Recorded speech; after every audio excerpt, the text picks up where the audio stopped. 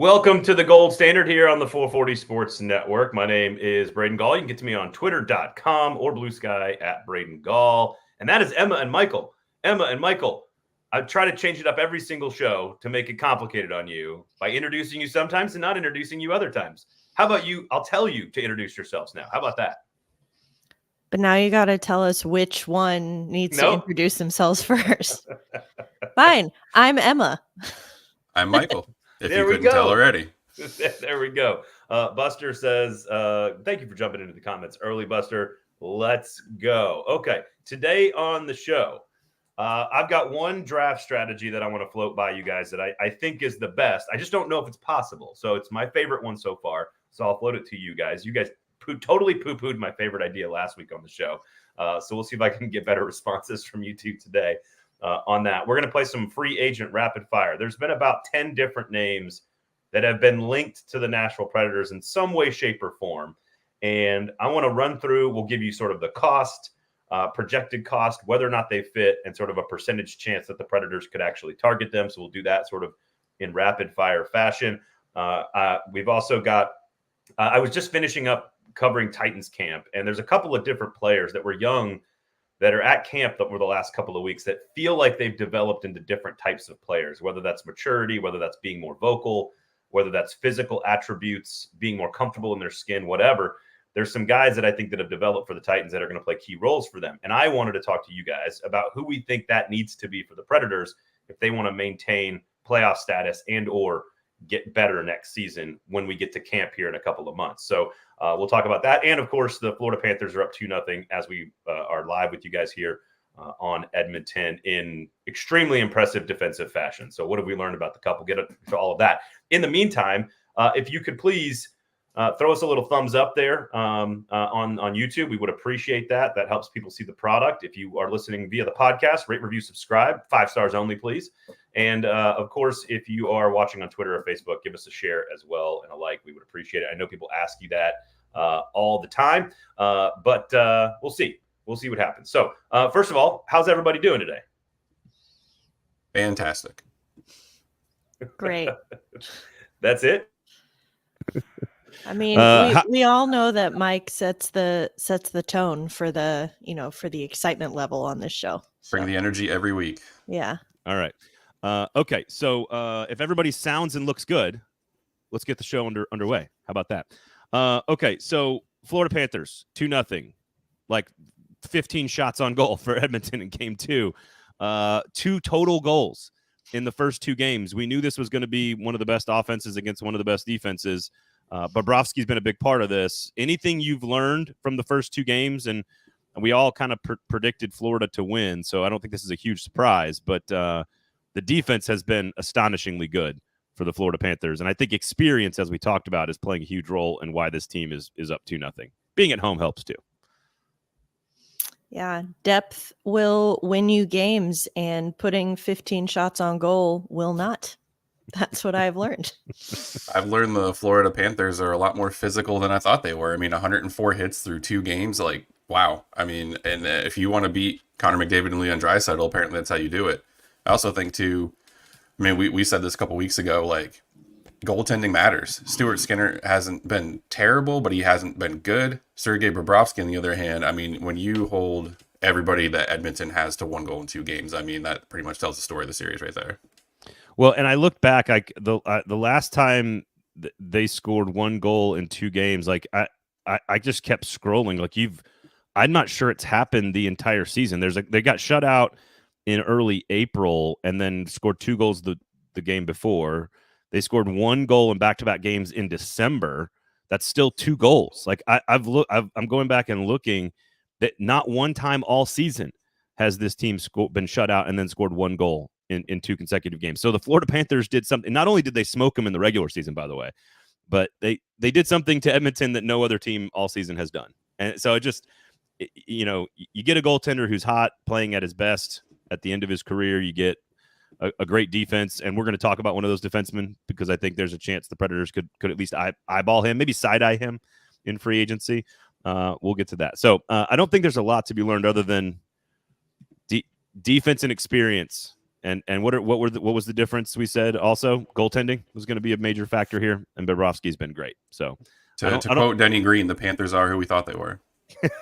Very, very good at hockey, and probably going to be. I think it's a 91% chance teams with a 2-0 lead in hockey Stanley Cup Final or playoffs win 91% of the time. So Edmonton's got a big hill to climb. When your goaltender has a 98 save percentage through 2 games, that you're probably going to win the cup against the best players in the world too on offense. Okay, so and another thing we learned is that Edmonton's best secondary offense might be coming from their defensemen. So, including Matthias Ekholm. So little Preds connection there. But, yeah, there you go. All right. So, by the way, if you're watching on YouTube, Emma's got the new backdrop. I do like that. You got the new backdrop back there. I was really excited, really proud of myself. I had this idea. So, hanging all the hats over there. And if you hear any coughing or wheezing, the new pup is in the room for the show. So I don't know if he's gonna. He looks pretty sleepy, so I don't know if he's gonna jump up. So, but why is he coughing or wheezing? He ate a shoe. Oh, good. Okay. So an actual pup, like puppy? He's not quite. I mean, he's a new pup to us, and he's fairly young, but he's not a true puppy. He's like 8 months old. So, but you can't just casually bring that up. What breed is he? What's his name? Okay, we'll get there. So here's the thing. We were going out of town for 2 big weeks, once with the kids for spring break. And then my wife and I went to London, of course. And we were like, well, we can't get a dog until after the 2 long weeks away. We can't get a new dog and then be gone for a week. It's just not fair to the animal or to the house or to anybody else. So we waited, and I'm the dog person in the family. I want the dog. And I was like, no, we're getting back on June 1st. I want to go to the adoption agency on June 2nd, and we're getting a dog the next day. And I was kind of joking about that. Didn't say a word to anyone in the house about getting a dog. Not even a week goes by after getting back from London, and my wife wakes up on Sunday morning and says, we're going to get a dog today. And I said, my plan has worked. And so we show up and I'm like, but we got to be smart, right? We can't just like take the first one we see, because they're all sweet and all of us love dogs. She has like 4 of them she wants to go see. We go into the adoption agency. Shout out to Wags and Walks, by the way. They do a great job. Very smart business model. Lots of like smart pairing of families, and they do all your shots and neutering and everything for you. Really cool organization. So go check them out if you're in Nashville and you're looking for a pup or any other animal. Not that anyone should ever have a cat, but whatever. First dog we see, we walk in, golden doodle mutt mix. And he's shaved all the way down because he came in all ratty. And like, my wife is just like she turns into a bowl of soup on the floor. She's just like, this is our boy, like the whole time. And I'm like, the first one we see. But no, he's here. We went to have lunch. We came back and got him after talking about it. And he's very chill. We like chill dogs at our house. We like our dogs to act like cats, but not be cats. Are you not going to tell us his name? We're having a bit of a debate. Okay. Should we be like the NHL Utah team and like put out a poll and let the listeners pick your dog's name? In the fantasy draft at the adoption agency, he was just listed as an NHL logo. It was just NHL logo there. No, so like she started naming him. She was like, I think he's a Willie Nelson. I was like, that's great. That's a great name. He's got an old face, old eyes, bit of a space cadet. Always smiling and happy, kind of silly. And I'm like, Willie Nelson, that's a great name. So we start calling him Willie. And now she's like, I don't really love the name Willie. Well, like walking around I'm like, sweetie, we got to pick a name here. So I'm referring to him as Willie Nelson. So if he decides to get up at some point during the show, I'll show you guys what he looks like. But his hair's not long yet. He doesn't look like a hippie yet. But I think Willie Nelson. So just give it time. You could also call him Nelson. That's true. I love when dogs have people names. Clearly, I have a dog with a people name. That is ours too. My 2 dogs have been Jack and Henry. So the other option for name is George. Love it. So George Harrison, got the curly hair, the long hair, looks a little bit like a Beatle. He's kind of, so it's either George Harrison or Willie Nelson, one of the 2. So we love all their music. So anyway, not to derail the show here for all of you Predators fans tuned in, but if he gets up if he pops up or he starts making noise, I just want to let everybody know the new pup is here. And I know you two would appreciate it. So John, give him a double name, John Michael. I am so opposed to the double name thing, like like Mary Beth. Oh, not just dogs, just in general. No, You in don't like people it? with people. Double names are Okay. great for dogs, but in people, I meet a person that has like the two first names, and I'm like, "What's your middle name?" And they're like, "Beth," and I'm like, "What's your first name?" And she's like, "Mary Beth," and I'm like, "But then you don't have a middle name. You have two first names." Well, I don't that understand. sounds like a problem that's unique to Mary Beth, because I know people who have the double first name and a middle name, and then you Really, they eliminate have one. they have four names. Yeah. Well, see, I grew up going to Catholic school where everyone was named like Mary Grace, Mary Elizabeth, Mary Catherine, Mary whatever. So it was I can't stand pretty. the double name. And then they Yeah. make you say the both names. They'll correct you. Like I'll send a text to somebody and it'll just be like the first half, and they'll be like, "Actually, it's Mary and Beth. Thank you." I'm like, sorry. Anyway, double names for dogs, great. Love double names for dogs. Okay, so that's what we've learned about the Cup. All right. So I was at Titans practice last couple of weeks, and there's a couple of players. Little tease here for our Thursday show, a football show that's out that we're live on 1:00 on Thursdays. We're going to talk about this, but there's a few players. Josh Wiley at tight end, Peter Skoronsky at guard. They were both drafted last year. They're young players. They played a lot, but they look different this year. They look like they've grown from rookie into professional adult athlete. They're more vocal. They're more physical. Their just bodies are a little different. They're more mature. And that got me thinking about, what do I want to see from Preds training camp, which of course is a couple of months away. We got a long time to go, but this is when you put the work in to change your body or to develop or to grow. And I'm curious, if I said to you guys, who needs to show up at training camp sort of feeling and looking and acting like a different player, just a step evolved, a little bit more developed, who would be the names that you would circle on this roster that you think are not only important that they develop, but that could lead to the team maintaining success or even getting better in the standings? Cody Glass, Tommy Novak. Yeah, I'd maybe add Dante Fabro and maybe Luke Evangelista. All right, so let's expand a little bit there. What do we need to see from those guys? Because like Luke Evangelista, from an IQ standpoint, from an understanding of the game standpoint, he's a pretty smart guy, pretty savvy hockey player. Does he need to get bigger? Does Tommy Novak need to get bigger? Like he's not a young guy. Cody Glass, I think, needs to come in like shredded. Yeah, well, I still don't think that that's his biggest issue. I still think he needs to come in like mentally prepared. I think he's in pretty good shape, but he could be better in that regard. Tommy Novak needs to come in like Bulked actually up. shredded. Like, well, yeah, like he needs to be stronger for sure. At least 10 pounds heavier, I would say. Yeah. And I think it's hard to do in hockey. Like it's 10 hard. pounds of muscle, not Yeah. ice cream weight, because he likes his ice cream. Ice cream weight. if I'm Cody Glass, I'm going out and hiring a sports psychologist, and I am having him live with me over the summer until training camp starts, because we've said this several times.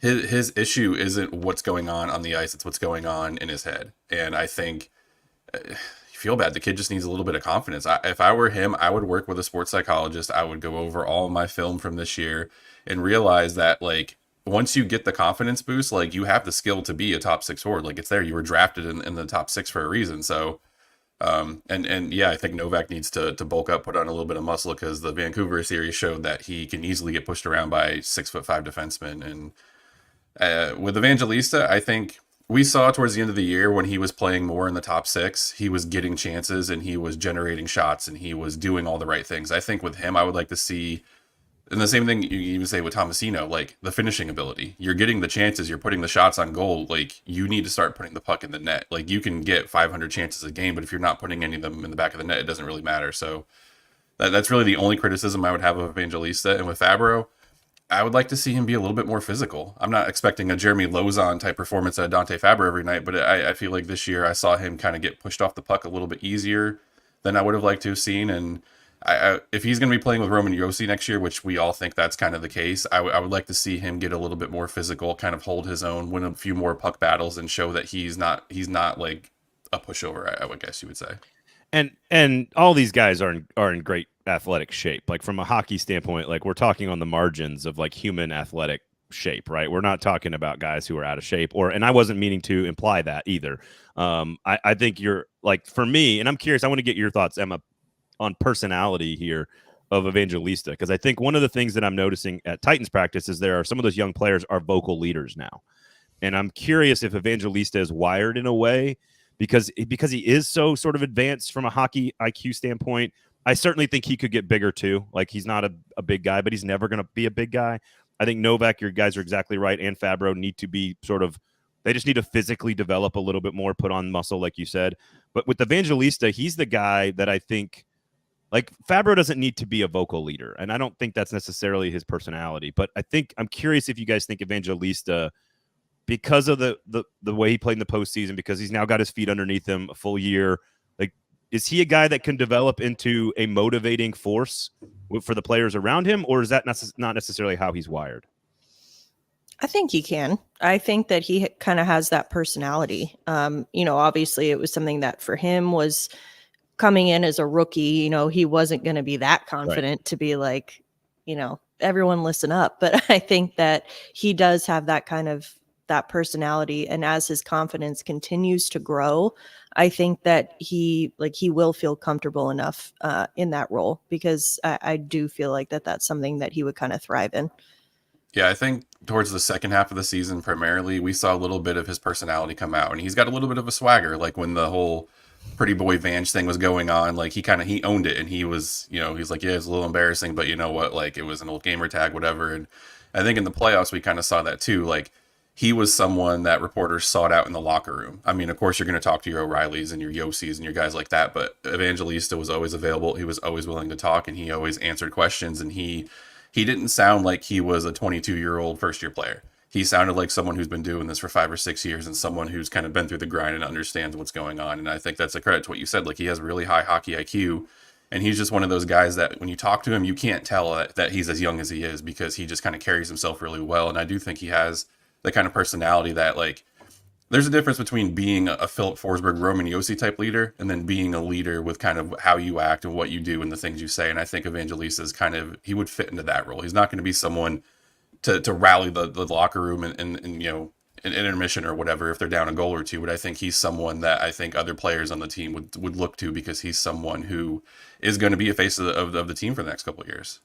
Well, and there's different types of, to your point, there's different types of leadership. Like Mike Fisher's leadership style was not roo rah rah, yell and scream at people. It was lead by example. Everything I do is professional and respectful, and I'm one of the hardest hitting mofos on the team.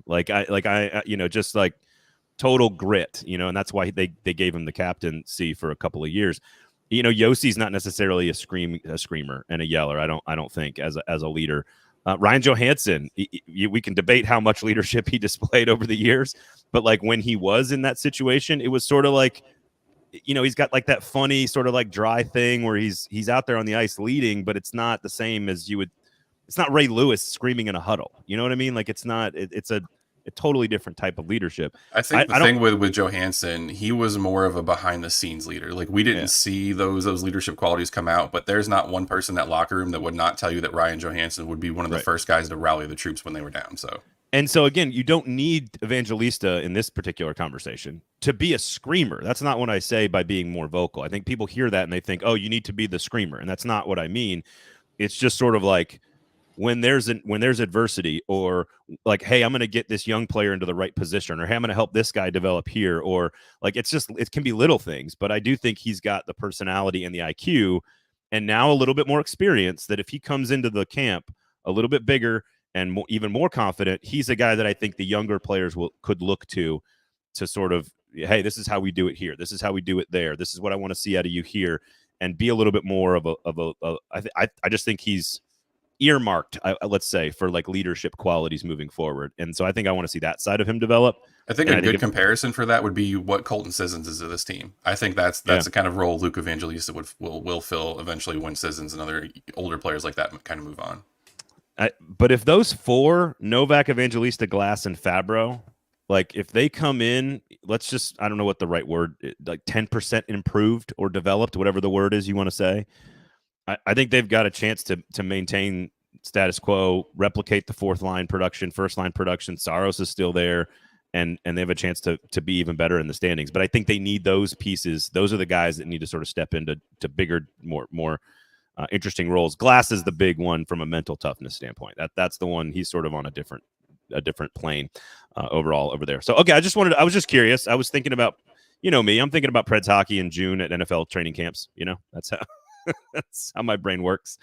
All right, so we're going to get into some draft strategy here, and we're also going to get into some free agents with a rapid fire. I do want to float a little Easter egg here for some folks, and you guys don't have to say anything if you don't want to, but for all you tuned in, watching live, listening on the podcast feed, we got stuff working for you.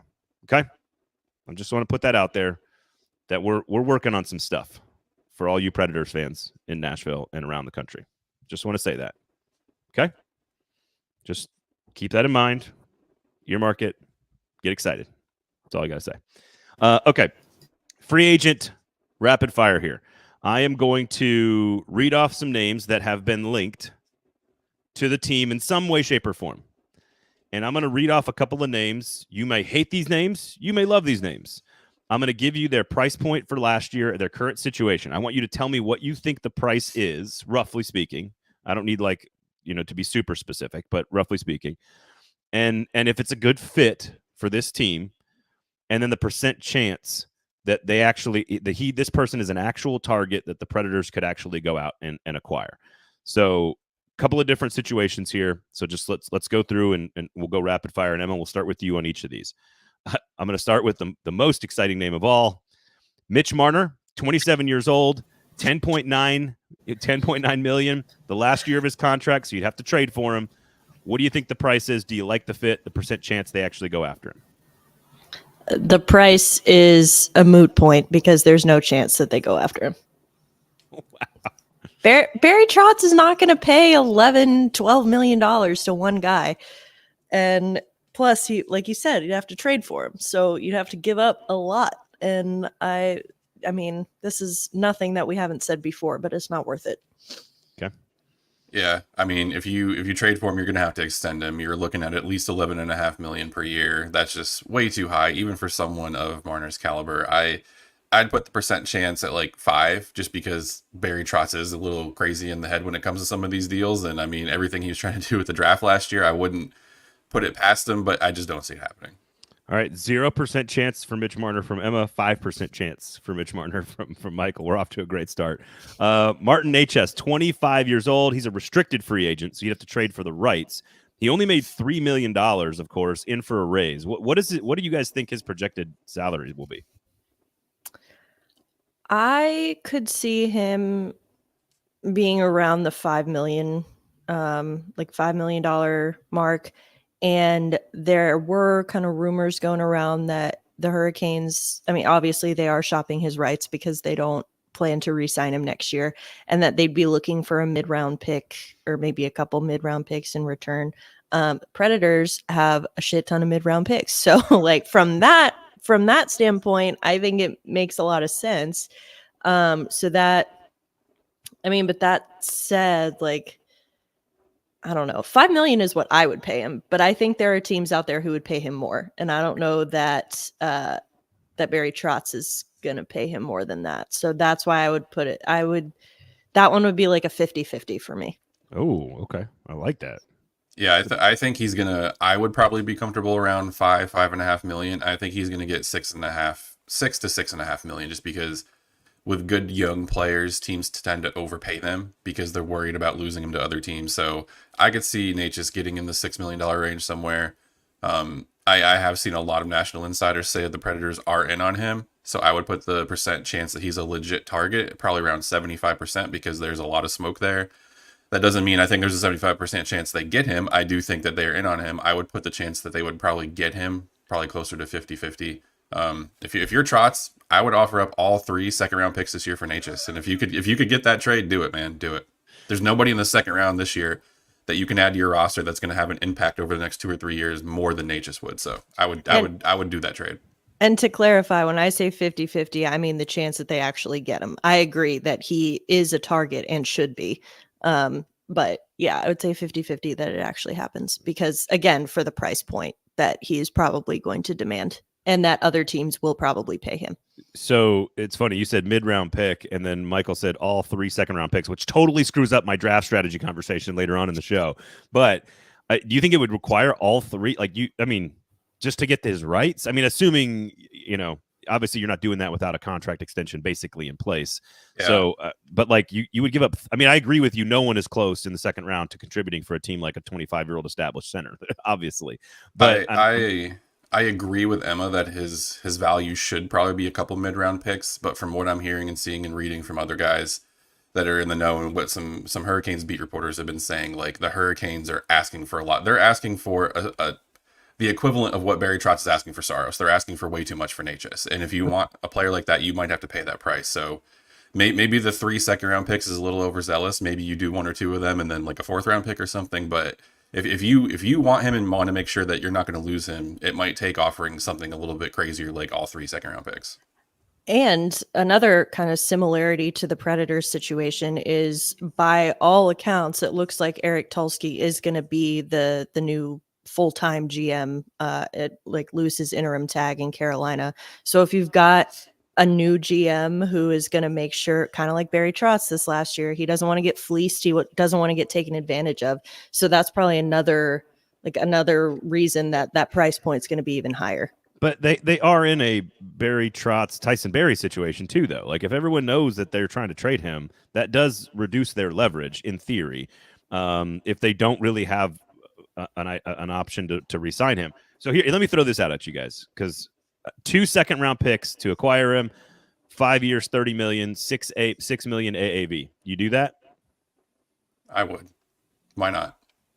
I don't see why you wouldn't overpay for a player like this. This seems in this price point, it seems like this is the right kind of player to overpay for. Trotz has also said several times, like an instance like this is why he has so many picks. It's to make deals like this, because he's not gonna make 3 picks in the second round.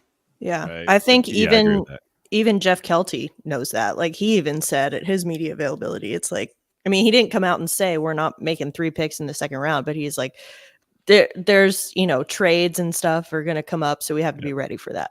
Yeah, and what I love about Jeff Kelty is when you talk to him, he has this smirk on his face, like he knows way more than you do, and he it's like he loves teasing us. He did the same thing last year too when he was talking about. Yeah, he's like, we could have some flexibility, move around, and they traded up for Felix Nilsson and stuff. Like, I love watching him talk because he loves just taking jabs at us because he knows a lot more, and he's not going to tell us anything. I love him. When I worked for the team, I got to go up when the Preds were in Boston or playing in Boston. I went up a day early and I spent the entire day with Jeff Kelty, which he probably didn't want, but I spent the entire day with him. We went out to UMass Amherst to scout a game. And just even talking to him, he's like, he's just so nonchalant and chill about everything. And it's just like, you have so much information. Like, how are you just this chill about it? But he definitely gives that vibe. Like he knows a lot more, but he's very also like humble about it, that he doesn't, he's not like, ooh, I know something you don't know. It's very just like, I love a good like miniature troll in the front office. I think it's great, like because the toying with the media is always fun. It's hilarious to watch, even if it pisses me off sometimes. But not in this case. I enjoy it. All right, Steven Stamkos, 34 years old, unrestricted free agent, $8.5 million last year. Price, fit, percent chance. Well, price. So I think that this is a little nuanced because Price, he'll get a hometown discount in Tampa, I think. So like I see him signing for less, like for maybe 2 years in Tampa. And that all leads into what I'm going to say, which is that you don't trade to get Ryan McDonough back and then get rid of Steven Stamkos. Like that just doesn't happen. So to me, it's again 0% chance. Oh, okay. 0. Yeah, right. I would say 5% chance, just because if a player like Stamkos becomes available, you obviously kick the tires and see what it would take. But I think I do think he's going to do the hometown discount. I think whatever he signs for in Tampa will probably be about $1.5 million less per season than what he could get on the open market, probably.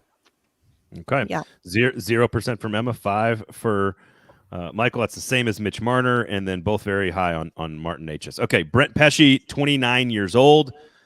He is an unrestricted free agent, made $4 million basically last year as a defenseman. Price, fit, and chance. I think that, I mean, he'll be in for a raise, and I think player or teams will pay him more, like probably in the 5.5 million range. He could be a fit for the Predators just because they need defensemen and they need like bigger defensemen. I mean, he's not huge, but he's bigger. He's got that offensive touch too. So I think that would make him a good fit. I think again, the responsible thing to do is kick the tires and see what his agent is asking. If you're Nashville, you at least check in, but I don't know that he's an actual, I don't see a very high chance that he's on the roster next year. I would give it like 30%. Okay. I like that. Okay, 30%. And a top 4 defenseman the second he signs a contract. So yes. Yeah, I think he's definitely due for a raise. I put $5.5 million per season. I think that in actuality, that's probably closer to 5 what he's worth, but he's going to get overpaid because he is one of the top defensemen on the market. I do think he's a fit because out of all the free agent defensemen, he probably does the most things similarly to Ryan McDonough. He can kill penalties. He's got a little bit of offensive upside. He can be your stabilizing force on your second pair. He can play on the top pair if you need him to. He's also right-handed, so that would fit right into their wheelhouse. I think he's a 100% legit, 100% chance he's a legit target for them because they've been linked to him ever since last year. The chance that he signs, I'd probably go 60%. I do think they're in on him. I think Toronto and Nashville have probably been the 2 most active teams with checking on him.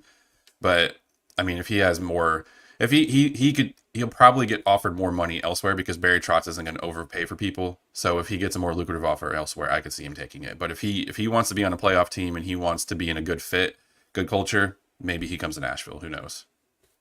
I like here's the question for you. Overpay for a center or overpay for a top line defenseman? Which one would you prefer to overpay for? I think it depends on who the center is. I would probably lean defenseman just because that fits kind of the team, fits the Predators. But if we're talking about a 25 or younger center who has had a year or 2 of a track record of being a point producer, I think you have to gamble on the upside of that more so because you can go find defensemen if you're the Predators. Okay. I think it also depends on your definition of overpay. Like, how much are we overpaying? Like, am I going to pay $11 million for Mitch Marner? No, but like, am I going to pay a little bit more, like $5.5, $6 million for Necas? Like, yeah, I would do it. I guess that's about a 20% maybe overpay, like an extra $1.5 million. Yeah. I'm just curious, like, because I think that they do need. I mean, historically, to your point, Michael, they've always needed a developed center more than they've needed a defenseman. But this is also, I would argue, I don't want to say the weakest the Preds defense core has ever been going into the offseason, but I feel pretty confident saying that from like an upside talent, veteran experience, leadership standpoint. Well, something to keep in mind too, the Predators historically have gotten roughly 35% of their offense from their defensemen. I think last year it was like 27%. I know that it's a different system, different coach, different GM, but you need 35% of your offense coming from the blue line. And I think if they sign a defenseman, it's got to be someone who's more of an offensive generator than kind of your typical stay-at-home defenseman, in my opinion. Is this your veiled attempt to take a shot at Luke Schenn? No, not at all. I wasn't even going there. Offensive puck moving power play defenseman Luke Schenn? Yes. Poor guy. Okay, so Nikolai Ehlers, 28 years old, been a thorn in the side of the Preds for a while, $6 million. Last year, this is the last year of his contract, so much like Marner, you're going to have to trade for him. I imagine he will not be cheap, but I don't know if Winnipeg can re-sign him. So price, fit, and percent chance. I mean, the guy's talent is sort of unquestionable. Yeah, I think price-wise, he's going to be too expensive. He's going to be looking for at least what he was making, if not more. I mean, I think he'll be in for a raise too, a slight one, maybe 6.25, 6.5, something like that. Fit. I mean, he would fit. But again, he's not a guy that I would overpay for. So I think that you ask about him, but I also don't see, since there is a trade involved, I don't see Winnipeg being super eager to trade him to a division rival either. So that's why I'd be kind of out on that. I'd be maybe like, I don't know, chance that he's a target, I would say maybe like 60. Oh, okay. Chance that he actually that talks will go anywhere and that he would end up on this team, I'd be like 10. Yeah, I think you're definitely going to have to give him a raise. Having him at $6 million for next season would be nice. You're probably looking at $6.5 million the season after, just because he's 28. He has 7 20-goal seasons. I mean, he's got a couple 60-point seasons. He's definitely someone in the right system under a coach like Burnett that could probably flirt with 25, 30 goals. Agree. Maybe get up to 65, 70 points. He would definitely be that stabilizing force on the second line. Talk ad nauseum about how much this team needs depth scoring. He's someone that could definitely boost that second line. I think percent chance he's a legit target, I put 65. Chance that like they're actually going to make a run at him, I would say 15, 20 maybe, best case scenario. And correct me if I'm wrong, he's more of a true winger, right? Like you're not going to get, like, if you're going to overpay and around the same amount of money, overpay for the center. like they need that more than they need to overpay for the winger. Although it is fun. I mean, Ehlers is a fun player to watch. Like he creates offense all the time, so it's fun. And you also take into account too, because he does play for Winnipeg. Like Emma said, like you're gonna have to overpay in the trade acquisition too, because you're a division rival. So I wouldn't touch it. But if you could get him for a decent price on an extension and not have to give the moon and the stars in a trade, I would seriously consider him. I mean, he's great. He's an excellent player, and the team needs his skills. Is he just a more expensive Zucker, Jason Zucker, in that way? Could you just pay $3.5 million, pay half the price, and maybe get your 17 to 22 goals? He's clearly not as talented as Ehlers. I'm not suggesting that they are, but like is he just sort of a miniature light version of him? Is that am I making a bad comp here? I think you're making a bad comp. Okay. All right. Ehlers is a legit top 6 center. Zucker is a rotational guy who can play in the top 6, but more suited for the bottom 6.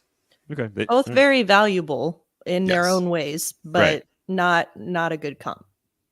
Wow. Okay.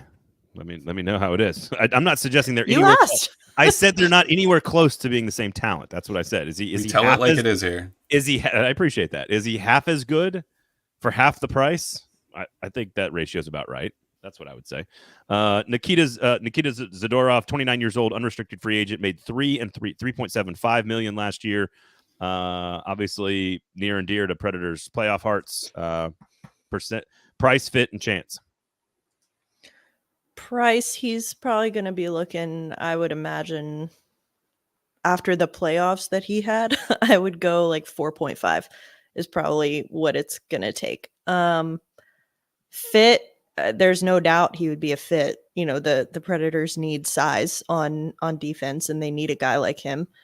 But to Michael's earlier point, he's not a guy who's going to generate offense for you from the blue line, because that's not really his game, which it doesn't need to be when you're that big. But I still think that that's something that the Predators would want to consider.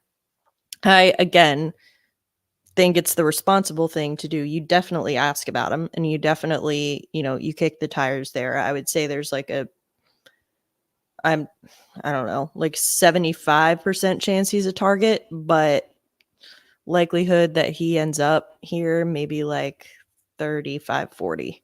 Okay, that's still pretty high. Yeah, I think he's definitely, out of everybody on the free agent market, I think Zadorov is probably the one who's most likely to get overpaid because of the playoffs that he just had. Yeah. I would go, I've heard some guys like Elliot Friedman speculate he could get as much as 6 on a 4 or 5 year deal, $6 million per year. I think it's a little crazy. I think his number's probably between 5.5 million if we're more realistic. It's expensive. It is, but I mean, he's 6'6" and he's going to block a lot of shots by just standing there. But however, the fit isn't really kind of, I don't think he fits with this team with Andrew Burnett's puck aggressive chasing system. So I do think if you got him, he would be an asset to this team and he would help, but he's not going to generate offense. He's not going to play on the rush. He's going to be just standing there blocking shooting lanes. So I think there's probably like an 85% chance to, like, they check in on him and he's a legit target. I would probably put the chance they sign him like 30% maybe. Jake Gensel, 30 years old, unrestricted free agent, $6 million a year. Obviously can play both positions at forward. Price, fit, and percent chance for Gensel. Price, I mean, he's at 30 years old. He's going to be looking for the biggest payday of his career right now. And like, frankly, he deserves it because after all the stuff he went through about, people doubting him and saying, oh, he's only this good because he's playing with Sidney Crosby. And then he went to Carolina and, almost, outperformed pretty much anyone after the trade deadline, any of the guys who were traded. So I think that he has earned a pay increase. He is a guy that I personally would overpay for. But I don't know that Barry Trotz would. I mean, Barry Trotz isn't going to overpay for anyone, but I would say he's more likely to overpay for someone younger. I don't know. I could see him making, like, if it's 7 or 8 million, that's not in Barry Trotz's wheelhouse. right. And like, I see him making at least 7. Like, I mean, Yeah. there are teams that are going to pay that for him. And I think that he would be a fit. And I think that I can't say with complete certainty, so I'll just go a 99% chance that the Predators are checking in, because you have to with a player caliber. Likelihood he ends up signing, I would do like 20% probably. Okay, Mike. Yeah, I put his price at 7.25 million just because he is going to get overpaid because he is one of the premier forwards in the market. I do think he would be a fit. However, I am one of the people Emma's talking about that I'm just not sold on him being a points producer without Sidney Crosby. I think he has the talent to do it, but I don't have enough proof in front of me that he can do it. He did have a really good, stretch with Carolina. However, I need more than just like 25 games of you can be a 30 goal scorer without Sidney Crosby being your center. So if you put him on the second line and he's with Tommy Novak, I don't think he's a 30 goal scorer. That's just my opinion. Yeah. I think there's probably an 80% chance they're checking on him, and I think there's maybe a 5% chance he actually signs here. He's going to get overpaid for someone. He's probably going to be $7.5 million a year for a legit Stanley Cup contender next year. I agree with both of your ratios there, which is like they're really high on checking on him and a very low percent chance they actually sign him. I think that's the right way to look at it. Arthur Kaliev, 23 years old, very different here. Winger for the Kings, restricted free agent, made less than $900K last year. What is this guy going to get from a pay raise, price standpoint, and does he fit? And percent chance you go acquire his negotiating rights. I don't know. That one's hard because I think that, again, since you do have to trade for his rights, like I feel like the Kings might ask, they might over ask, since it's like, I don't know. For me, restricted free agents are interesting because you have to trade and then, sweeten the pot with whatever the extension is going to be. And so like, there are very few players that I would find, that I would think that's worth it. Natchez is one, but I don't know that Kaliev is. I don't know. I guess. I don't know. I really don't know. I can't decide. Like, I don't know how highly the Kings value him versus. Max says trade for him. Give the Kings Tomasino. I don't think that's enough, Max. Yeah. Enough. Yeah. Oh, Tomasino for Kaliev straight up. That is definitely enough. Oh, you think so? Okay. Kaliev is in the same situation Tomasino is, so it would be a legit change of scenery trade for both. I mean, look, the thing with Kaliev, he was a second round pick. Tomasino was a first round pick, so the Preds would be actually losing value on that. But I mean, 14 goals in 2021, 13 goals in 2022. He hasn't gotten more than 28 points in the season. So the goal scoring ability has flashed a little bit, but he's in the same situation Tomasino is, where he's, a high draft pick. There's expectations of being an offensive contributor, and for whatever reason, he just hasn't cracked the lineup. So I think you're obviously going to be trading for him, so you're going to have to work out the compensation. I think the salary for him, he'd probably be 1.5, maybe 2 million a year. 2 million might be a little generous. I think worth the risk, though. I mean, is that what we're kind of getting at with this type of? If you're not sold on Tomasino, being in the lineup, and you can take what Andrew Burnett has said about him. There's several ways you can take what he said about him. If you're not sold on Tomasino being in the lineup, maybe it's a swap that makes sense. I mean, we saw last year that the Predators did like to go to the Kings and take some of their younger players and bring them onto the roster with waiver claims and stuff. So, I mean, Barry Trotz might have a pipeline to the Kings that we don't know about. But again, this trade only works and acquiring him only works if there's going to be a spot open for him. Because you're looking at maybe next year, Afanasiev, Cody Glass, Tomasino, Parsonen, Sherwood, Zucker. Like, there's only so many spots that are going around. If you have a spot open, this deal makes sense. I would say chance he's a legit target, probably 25%. Chance they acquire him, maybe 2%. Oh, 2%. That's an interesting number. I like that. I like it. 13% chance they sign him. Okay. All right. Let's go with Brady Shea, 30 years old, unrestricted free agent, 5.25 million last year. And of course, they can go just sign him. Where does price fit and percent chance when you compare him to Zadorov and to Pesce? Well, I mean, he was Pesce's defensive partner for most of last year, the last 2 years, actually.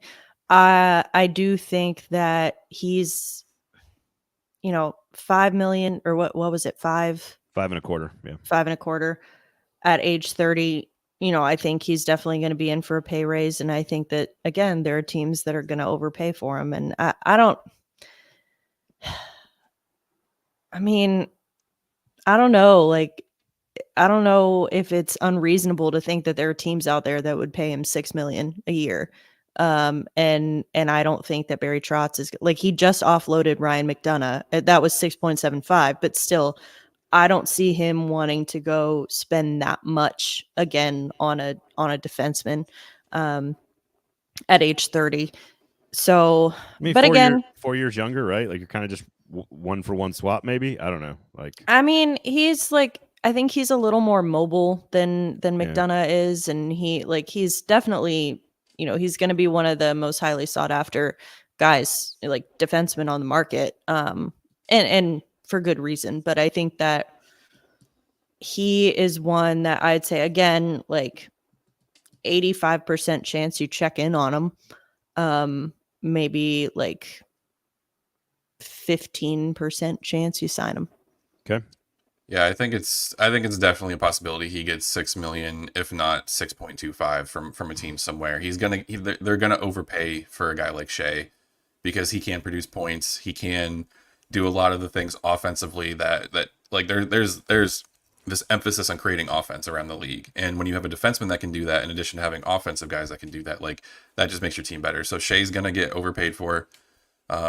If I was the Preds, I wouldn't be on him for any more than 5.5 million a season. And even then, I'm still not loving it.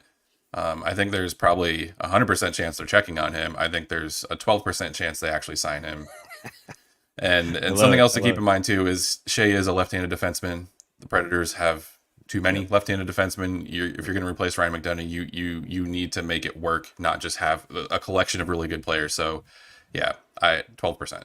All right, two more real quickly here. Brendan Montour, of course, who is leading the charge right now, along with the rest of the Florida Panthers defense corps. 30 years old, was very injured this year. $3.5 million, unrestricted free agent. Is he the one that fits the most with Ryan McDonough missing? Because that's the one I like the most. Yeah, I think it. And I'm scared to ask you guys opinions now because all you do is tell me how wrong I am. We'll get better opinions. Can't take the heat. Get out the kitchen. Touche. Did you hear this? Did you hear how they're talking to me, Willie? Did you hear this? No, I think I like, because I'm going to ask you to rank these guys with Shea, Montour, Pesce, and Zadorov. I think Montour is the best of the group at the price point and fills the thing they need the most. And I'm scared to say that out loud. No, I would agree with you, but I also feel like Florida is going to be prioritizing re-signing him. But then again, they've also got Sam Reinhart that they need to re-sign. And I don't know. I think that, to me, of all the defensemen that we've just talked about, I think the fit and the price point make the most sense for the Predators with Montour. So, yeah, I think the price probably over 4 million. The thing with Montour is you can overpay for him and you're still probably going to get a decent deal. Yeah. I think overpaying for him is probably 4.5 million a year. That's what I wrote down. Yeah. But I would be comfortable at $4 million for him, and I do think he's the best fit for what you want. He's a right-handed defenseman. He's not going to cost you anywhere close to $6 million a year. He is a points generator. I mean, the guy had 73 points. What was it? 2022, 33 points this year. Like, he's someone, and really, I think he was solid when he was with Anaheim and then Buffalo.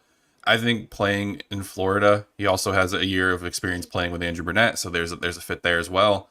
I think he's someone who really, the fit, the money, it all makes sense. I would put the chance they check in on him at 90.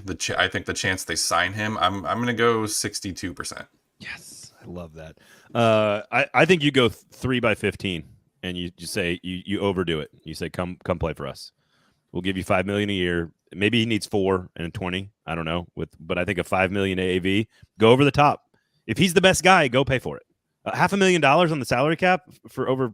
Like, what do we like? Let's not haggle over. I know that's what Poyle used to do, right? Like, if that guarantees you Montour, I'm giving you 6.25. You know, if that guarantees you Montour, I would probably do it. Yeah, I'm okay. We all agree. Chandler Stevenson, last one here. 30 years old, unrestricted free agent, $2.75 million, a center from Vegas. What do you think about him? Give me quickly here, price, fit, and chance, and then we'll move on from our not so rapid fire. I like how this is someone who has been linked to the Predators, because I'm pretty sure the only person who has linked him to the Predators is me, but I just think it makes sense. You are qualified to link people to the Predators. Yes. I mean, not really. Like, I just have, I linked him based on my own opinion, not from actually like speaking to anyone. But I did see someone also link him to, well, I don't know if you want to call it link, but it said like, he's available, teams that could be interested, and they had Nashville included. I don't remember who it was, but I did see it somewhere else. He's available, and he would be a good fit. I think he's a guy. No, he's not super expensive. I think he's 29 years old. He's the perfect kind of stopgap guy if you're still like not totally sold on like Cody Glass, Tommy Novak, Juuso Parssinen. Well, Tommy Novak's different, but like Cody Glass, Juuso Parssinen, guys who can play center, who you may not be totally sold on yet and how ready they are. He's a good stopgap. You're not going to have to overpay for him. He's a solid, he's a proven point producer. He's a 2-time Stanley Cup champion, so he's a serial winner. He is a solid second line center, which the Predators do not have or have not had in recent history. And he also used to play for Barry Trotz, won his first Stanley Cup with Barry Trotz in Washington. So, I mean, to me, the trade makes itself, or not the trade, the signing makes itself. I think it just makes perfect sense. He feels like a good fallback plan if you miss out on Natchez or somebody else. It feels like. Yeah, because the Vegas is not, I mean, of course, Vegas isn't going to come out and say like, yeah, we're not signing him, because I don't know, that just is a bad move for them. But I mean, I think it's known that if Vegas is going to throw money at anyone, it's going to be Jonathan Marchessault, because he's like one of their original misfit guys, and he's, I think that kind of makes Stevenson the odd man out, and I think he would be a fantastic fit in Nashville. Yeah, I think the fit's there. You're not going to have to overpay for him. He's probably in the $4 million range per year, $4.5 million maybe. And even if it's 4.5, do it. I think he would be the perfect number 2 center, because he's a veteran. He's someone who plays really well no matter what line he's on, who he's playing with. And I think he would be a perfect complement to stabilize a line with Novak and Evangelista, because you would have a center that could get Evangelista the puck. You would also have someone where it would take the pressure off of Tommy Novak to be the sole driver of offense on that line. I think it makes sense. I say chance that he's a legit target. Why not? 75% chance he signs. I'm going to go 40. I think I wrote about this for the Hockey News, that I said that I would love to see him on a line with Evangelista specifically. I think that Evangelista, to kind of take it to the next level of his game, like he needs a center who can get him the puck and who can create those chances. And I think Stevenson is made for that role. Stevenson could do for Evangelista what O'Reilly did for Forsberg this year. Yes. All right. Of these, I agree with everything you guys just said. Of these 10 names, give me the 3 that you think fit the best, regardless of acquisition cost or price. Just tell me the 3 names that you think fit the team and make the team better. And obviously, sure, Mitch Marner, like take him out of it because he's like sort of his own beast in all of this. But give me the names that you like the most. Just give me a couple. You don't have to go 3. Just give me a couple. Stevenson, Montour, Natchez. Okay. It's exactly my 3. Okay. Now, if you were to overlap your most likeliest signings or acquisitions, do they overlap with those 3? If you're going to go percentages, I know, Emma, you had like 50% chance with Natchez. You had like 35% chance with Zadorov, 20% with Gunsel. I'm not asking you to remember all the numbers, but give me the ones that you think are actually most likely out of these 10 names. Give me like 1 or 2 or 3. Montour, Montour. Stevenson. Yeah. I want to say Natchez, but I think the acquisition cost is going to be a little too high, plus the extension. So it also feels too like dream come true-y. Too perfect. That makes sense. Yeah. Like every time you're a fan of a team in the offseason, you're like, oh, let's just go get this guy. And rarely do you actually go sign DeAndre Hopkins in the summer. You could realistically sign Montour and Stevenson, make your second line and your second pairing better simultaneously, and spend $8 million doing it. Yep. Okay, so the fit and the percentage chance overlap there with Montour and Stevenson. I love the Montour idea. I think that's a great idea as well. And I think it's worth it to give up all those picks to go sign Natchez. And I think you could sign him to a deal that's not extreme. Like it's even if you pay him $6.5 million, right? Like even if it went $32 million or $33 million for over 5 years, like it might be worth it to fix that line for the next 5 years. And oh, by the way, Ryan O'Reilly's not getting any younger, boys and girls. So we'll see. All right, quickly here. I know we did that a lot longer than I expected, but I thought that was really good stuff from both of you guys. 12% chance that Brady Shea is on the team. 62% chance that Brandon Montour's on the team from Michael. I love that. Okay, so we're going to spend a little bit. This was going to be a longer conversation, but we're kind of running out of time today, so maybe we'll save it for a little bit of next week. But as I'm starting to study the draft a little bit more in detail, it does feel, and we talked about this last week, that there are 5, maybe 6 guys that played defense in this team or in this draft class that would have been the number 1 overall pick or the number 1 overall defenseman in last year's draft. I'm going to get this right. And it really feels like there's a lot of disagreement amongst scouts on who the best guy is, but that almost all of the top 5 for sure, and then maybe, I guess if you're including Sam Dickinson in that group as well. I'm not going to try to say all these names. Michael, if you want to say, I can say Levshunov and Silyev, and I don't even know how to say Yakimchuk Dickinson, the kid out of Denver, by B-U-I-M. Zeev Buyam. Buyam, that's a good word. And then, of course, the kid out of Saginaw, Zane, is it Parek? I don't know how to say his name either. Parek. It seems like they're all extremely highly thought of, and for some of them for different reasons. It seems like there's some all-around defense guys. You know, Levshunov seems like the all-around defensive prospect. A couple of guys that are like elite skaters. A couple of guys that can score. Yakimchuk can score, apparently. But all these guys are probably going to go in the top 10 or 12 or 13. And I know, Michael, you've been tweeting up a storm about how valuable the top 10 is. It's like your hobby this summer is to tell people that there's good picks in the top 10. Someone who has to inform people that they are wrong. Because I don't know how many times people are like, "Oh, trade with the Devils, top 10 pick. It's a weak draft." Like, bullshit. This is a really, really good draft, especially in the top 12. I love the idea of finding a team that wants a forward or a center that didn't get one of the top tier forwards or centers, that doesn't need a defenseman, that's in that range, that the Predators can give up a bunch to go get one of these defensemen. That is sort of the strategy. We talked about it last week a little bit. But I wanted to, now that I've looked at these 6 defensemen, I think you can, as long as you're sort of in a position to guarantee yourself one of those 5 or 6, I could see it being very worth it to go get one of the top tier guys that would have been the best defenseman in last year's class. I think you could do a lot worse than giving up a lot of seconds in your first to go up and get a guy that you think is a guaranteed top 4 blue liner for the next 10 years. I don't know. I think there's a lot worse strategies than that. I would agree if it doesn't cost you the 22 overall pick. If you're having to trade your number 22 pick, basically what I'm saying is if you only have 1 first-round pick and it's a defenseman, I'm not on board with that because you have Mark Del Gaizo, you have Jake Livingstone, you have Adam Wilsby, you have guys that can get to the NHL the next couple of years. You don't need to go out. Defense is a luxury pick. None of those guys are as good as these guys, though. Maybe not. They don't have an Ekholm or a Seth Jones or a Roman Josi or a Shea Weber or a Ryan Suter. They have none of those guys in the farm system. And I'm not meaning to be disrespectful to the guys you just mentioned. None of those guys are as good as what that list I just rattled off. I would argue one of those guys. I would argue Tanner Molendyk is, Okay. You know I love Tanner Molendyke, so don't. If in 3 years you have Molendyke, Stastny, and Delgaizo, I would even throw Ryan Ufko in there. Ryan Ufko really won me over at the end of the season.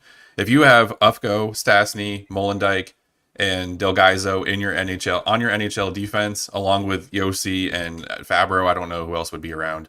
Lozon, I think you're set. If you can get one of those top 5 defensemen, yes, but the deal has to make sense. So if you only have one first round pick, you can't go defense because there are so many good, talented forwards in this class. Specifically at center, there's 5 or 6 centers that could go in the top 15 picks. If I'm moving up, I would go for a center. But if you're say you can trade Askarov to Jersey for 10, and you also get to keep your number 22 pick, I would be fine going defense at 10 and then using 22 on a forward. We will dive into a lot of different trade scenarios that could take place next week on the show, and I do think there's a chance you just move Askarov straight up for like the 8th pick and go get one of these defensemen. This is the best defense class we've seen. I would be okay with that. I think they need a defenseman more than you guys do. Apparently, like I think they need a premier top line blue chip prospect outside of Molendyke, because I don't know, they've got a shit ton of wingers and centers and stuff in their farm system right now that are supposed to be very good. There's also a chance that, like, I know that they're not the top 5 defensemen, but Adam Urasek, Solborg, who else? Kivaharju. Like, there's some defensemen that are going to be there around 22. I think forward is a more important position. I will say there are 2 defensemen that I would be willing to trade up into the top 10 for, and I would be okay if it cost you the 22 pick, and that's Anton Silyev and Zane Parik, because those 2 guys, I think we're talking about Silyev. He's 6'7", but he's different than a guy like Zadorov because he plays on the power play. Great skater. Yeah, he can play on the power play. He registers a lot of shots when he's on the ice, and I really like Zane Parik. Like, if I was the Predators and I could come away with one defenseman in this draft, it would be Parik. He's aggressive. He plays with an edge. He's an offensive defenseman. He has a really good shot. Like, he can play all over the ice. I really feel like if you can get Zane Parik out of this draft, that would be great. But again, you're talking 2 of the 3 best defensemen in the draft, so it's going to cost you a lot to move up to get him. I think Chicago takes one at 2, or one of them at 2. I don't know which one is it, Lev Shunov, Silyev, or Parik. I do think Parik, I think they go Lev Shunov. Lev Shunov seems like the safest pick. And then Silyev, of course, there's risk there because no one's actually seen him because of the KHL thing. And then Parik, there's this high bust factor with him, but people are also comparing him to Quinn Hughes and other folks like that. So if he's got that kind of upside, I feel like those are your top 3. I think Parik is the best defenseman in this draft. I would take him over Levshunov if I was picking 2nd overall. And there are people that agree. There are scouts and executives that agree with you. I like Yakimchuk out of Calgary, big man, athletic, 30-goal scorer. But he's a second-tier guy, right? But he still feels like he would have been the best defenseman in last year's class. And if you can get him at 8 or 9 or 10, that's where I start to like. It's who's going to fall out of that group. Like which one of those. And Parik and Yakimchuk, they're both right-handed. They fit kind of the need that you have right now. I think Yakimchuk, 6'3", 205 pounds. Like he's got the size to hold up in those aggressive puck battles. He's got a pro shot right now. He's someone that has an attack first mentality. So we're talking about a guy that fits perfectly with what Andrew Burnett likes to do. And this might throw a wrinkle in there too. I think this would be great and chaos would ensue. There's a lot of talk of what if Demidov falls, because everyone expects him to go in the top 3. I've seen some talk about him falling maybe to 7, 8, kind of like Michkov did last year. If that happens, and you're the Predators and you're looking to trade up, and Demidov's sitting there at number 8, and you have the number 8 pick, would you consider taking him? I mean, there's a lot of factors that go into it. So, yeah. So we'll go a little deeper on the draft next week. I know we're running a little late here, so I want to let everybody go. But we can do an entire draft podcast if you want. I got stuff to talk about. We're going to, and we've got a lot of stuff planned for you guys for the NHL draft and for free agency, and after that as well. All right, Emma, where can people find you and your work right now? You can find me on social media at Emma_Lingan, and you can find my work at The Hockey News. All right, Mike, what about you? Find me on Twitter at MGSports_, and you can find my work at still TBD, but not for long. Old Willie won't make an appearance here. He won't rise to the occasion. Come on, He's big camera shy. I It's shouldn't okay. talk about old Willie rise to the occasion on the show. God.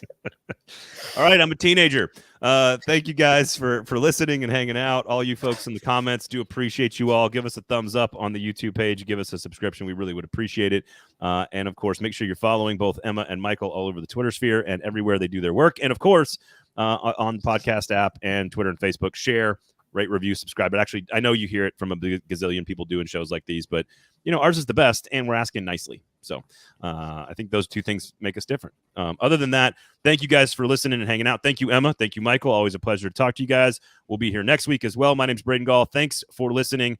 Have a great week, everybody. Otherwise, that just about does it for us. We'll talk to you next week.